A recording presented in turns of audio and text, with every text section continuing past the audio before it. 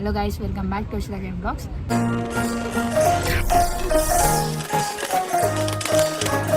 Part 1 ವಿಡಿಯೋಗೆ ತುಂಬ ಒಳ್ಳೆ ರೆಸ್ಪಾನ್ಸ್ ಬಂದಿದೆ. So thank you very much.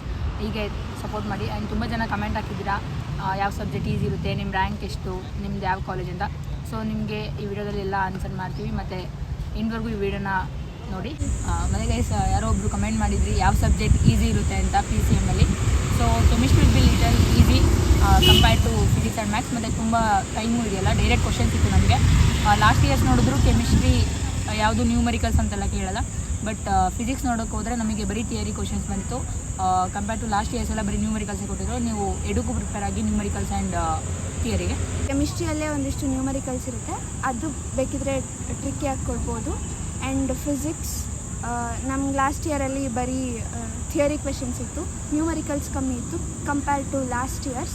Maths ಒಂಚೂರು ಟೈಮ್ ಕನ್ಸ್ಯೂಮಿಂಗ್ ಆಗಿರುತ್ತೆ. ಸೊ ಒಂದು ಕಡೆ ಫಾರ್ಮುಲಾಸ್ನ ಬರ್ಕೊಂಡು ಪ್ರಾಕ್ಟೀಸ್ ಮಾಡ್ಕೊಳ್ಳಿ. ಆ್ಯಂಡ್ NCERTನ ಜಾಸ್ತಿ ಫೋಕಸ್ ಮಾಡಿ. ಯಾವುದೇ ಬುಕ್ನ ಇವಾಗ ರೆಫರ್ ಮಾಡೋಕ್ಕೆ ಹೋಗ್ಬೇಡಿ. ಮತ್ತು ಗೈಸ್ ಇನ್ನೊಬ್ಬರು ಕಮೆಂಟ್ ಹಾಕಿದ್ದೀರಾ ಕೌನ್ಸಿಲಿಂಗ್ ಬಗ್ಗೆ ಮತ್ತು ನಿಮ್ಮ ಕಾಲೇಜ್ ಲಿಸ್ಟ್ನ ಶೇರ್ ಮಾಡ್ಕೊಳ್ಳಿ ಅಂತ. ಅದನ್ನ ನಾನು ಮುಂದೆ ಬರೋ ವೀಡಿಯೋಸಲ್ಲಿ ಹೇಳ್ತೀನಿ. ನಿಮಗೆ ಅಪ್ಡೇಟ್ಸ್ ಇನ್ನೂ ಜಾಸ್ತಿ ಬೇಕು ಅಂದರೆ ನನ್ನ ಚಾನಲ್ನ ಸಬ್ಸ್ಕ್ರೈಬ್ ಮಾಡ್ಕೊಳ್ಳಿ. ಇನ್ನೂ ಒಳ್ಳೆ ಥರ ಕಂಟೆಂಟ್ಸ್ ಕೊಡ್ತೀವಿ. ಮತ್ತು KCET ಬಗ್ಗೆ ಎಲ್ಲ ಥರ ವೀಡಿಯೋಸ್ ಮಾಡ್ತೀವಿ. ವೀಡಿಯೋ ಅಷ್ಟು ಕರೆಕ್ಟಾಗಿ ಬರೋಲ್ಲ, ಬಿಕಾಸ್ ತುಂಬ ಡಿಸ್ಟರ್ಬೆನ್ಸ್ ಇದೆ. ನಮ್ಮ ಕಾಲೇಜ್ ಪಕ್ಕನೇ ಒಂದು ಟೆಂಪಲ್ ಇದೆ, ಅಲ್ಲಿ ಇವತ್ತು ಯಾವುದೋ ಸಾಂಗ್ ಹಾಕಿದ್ದಾರೆ ಮತ್ತು ಇಲ್ಲಿ ತುಂಬ ವೆಹಿಕಲ್ಸ್ ಓಡಾಡ್ತಿದೆ. ಸೊ ಗೈಸ್ ಅಡ್ಜಸ್ಟ್ ಮಾಡ್ಕೊಳ್ಳಿ. ಮತ್ತು ಎಷ್ಟೊಂದು ಜನ ನಂದು KCET ಮಾರ್ಕ್ಸ್ ಮತ್ತು ರ್ಯಾಂಕ್ ಹೇಳಿದ್ದೀರಾ.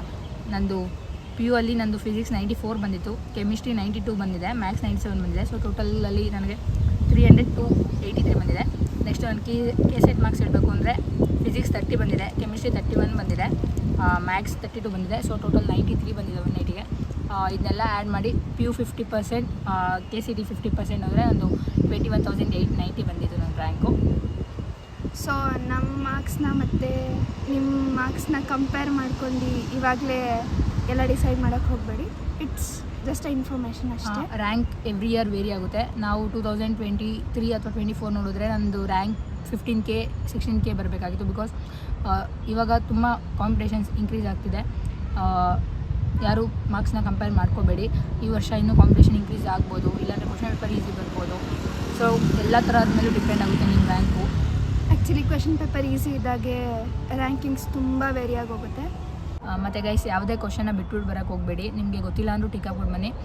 ನಿಮಗೆ ಲಕ್ಕಲ್ಲಿ ಅದು ಕರೆಕ್ಟ್ ಆದರೂ ಆಗ್ಬೋದು. 1 ಮಾರ್ಕ್ಸು ತುಂಬ ವೇರಿ ಆಗುತ್ತೆ, 1000 2000 ರ್ಯಾಂಕ್ ಎಲ್ಲ ವೇರಿ ಆಗುತ್ತೆ. ಬಿಕಾಸ್ ನಾನು ಎಕ್ಸ್ಪೀರಿಯೆನ್ಸ್ ಮಾಡಿದ್ದೀನಿ.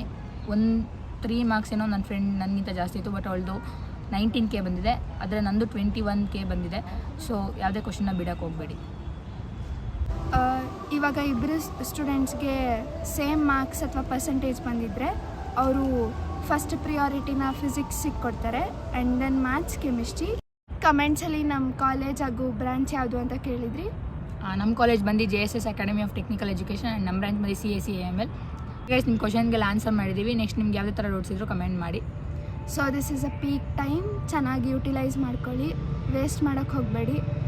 ಕ್ವೆಶನ್ಸ್ನೆಲ್ಲ ಸಾಲ್ವ್ ಮಾಡಿ, ಹೊಸದೇನೋ ಕೇಳೋಕ್ಕೆ ಹೋಗಬೇಡಿ. ಪದೇ ಪದೇ ಇದನ್ನೇ ಹೇಳ್ತಿದ್ದೀವಿ, because this is a peak time. ನಾವು ಎಕ್ಸ್ಪೀರಿಯೆನ್ಸ್ ಮಾಡಿದ್ದೀವಿ. ಸೊ ಯಾರು ಟೈಮ್ನ ವೇಸ್ಟ್ ಮಾಡಬೇಡಿ, ಚೆನ್ನಾಗಿ ಪ್ರಿಪೇರ್ ಆಗಿ. Okay guys, thank you for watching. ಇನ್ನೂ ಇದೇ ಥರ ಇನ್ಫಾರ್ಮೇಷನ್ಸ್ ಕೊಡ್ತಿರ್ತೀವಿ.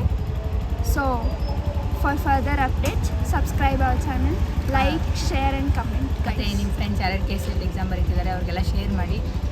ಯೂಸ್ಫುಲ್ ಅನಿಸಿದ್ರೆ ಸಬ್ಸ್ಕ್ರೈಬ್ ಮಾಡ್ಕೊಳ್ಳಿ.